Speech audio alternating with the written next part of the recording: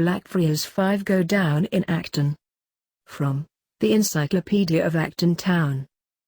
June, 1940, with the onset of war and the threat of enemy attack, the famous Five's parents have decided to have the children evacuated for their own safety. Now away from their parents, the Five are enjoying their freedom.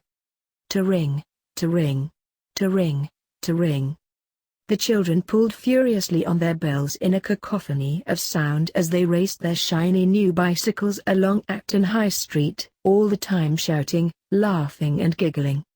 It was a hot June day, the sun beating down and only the odd wispy cloud and barrage balloon punctuating the otherwise unbroken blue sky.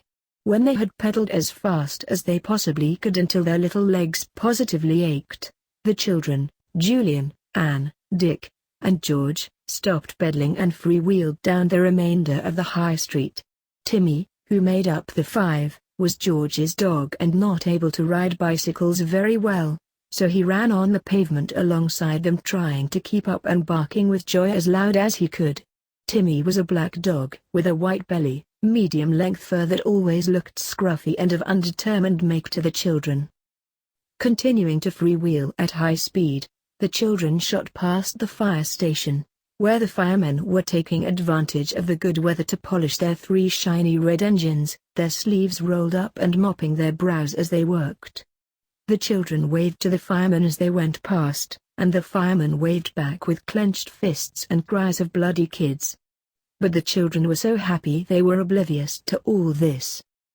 The Five continued on, zooming past a petrol station and garage, past a shabby-looking hotel, past a small run-down parade of shops, and even past Acton Town Underground Station itself with its entrances and windows stacked high with sandbags, the children blissfully unaware of the iconic nature of the building, made famous by a certain parlor game. Eventually the children tire out, and further down the road they slowed down and stopped. This gave poor Timmy a chance to catch up with them. After getting their breath back, the 4 cyclists congregated round each other on their bikes so that they could talk, Timmy snapping at their heels and wagging his tail excitedly. "Phew, I'm pooped," said Julian, the eldest of the children, the leader of the group and always the most sensible. "Me, too," agreed Anne, the youngest of the group and Julian's sister, and to whom Julian always felt protective. "I'll tell you what," said Dick, the cheeky one, "I've got some coins in my pocket. Why don't I go into that shop and buy us all some lovely refreshing ginger beer?" Dick's coins were left over from the shilling that had been given to each of the 5 by Julian and Anne's mother, a reward for unraveling a Nazi spy ring.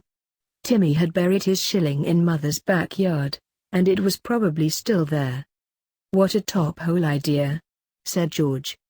George, short for Georgina, was a tomboy, her black curly hair cut short and wearing a t-shirt and short trousers that contrasted sharply with Anne's pretty blue flowered dress. "Well, what do you think about your mother having us all evacuated?" she continued. Answered Julian, "Mother did say she was sick and tired of us and needed a rest. But she did also say it was for our own good." "And what about Uncle Quentin?" said Dick. "Mother says he's queer." "Yes, I certainly do agree," replied Julian. "I must admit, I do find him a bit of a queer sort myself. Don't you find it funny that he has lots of male friends but no lady friends?" "What is wrong with that, Julian?"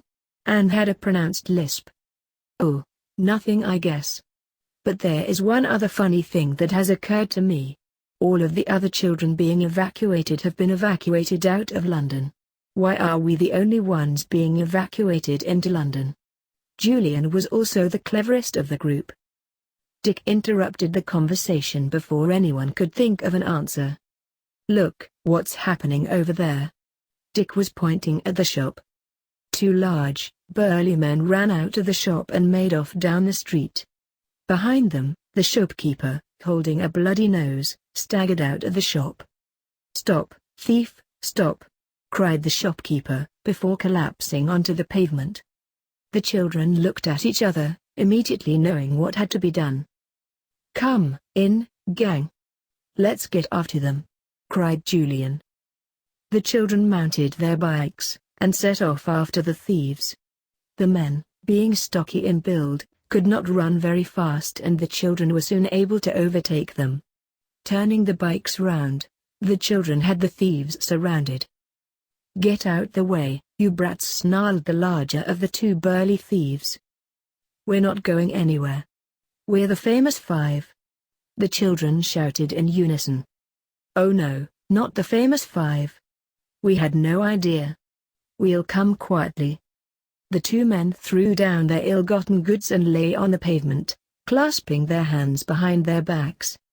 Moments later, a small blue police car came up the road, siren wailing and the blue light on top of its roof flashing. The car stopped by the five, and two policemen got out of the car. They picked up the stolen money, and helped the two thieves up off the ground before bundling them into the back seats of the police car. One of the policemen approached the five. "Well done, kids. We've been after this pair for a while. Pop down to the station later, I'm sure there will be a reward in this for you." The policeman got into the car, which drove off in the direction of the police station. "Gosh, that was exhilarating. Well, I think we definitely deserve a ginger beer after that," said Anne. "Woof!" barked Timmy in agreement, and the children fell about laughing.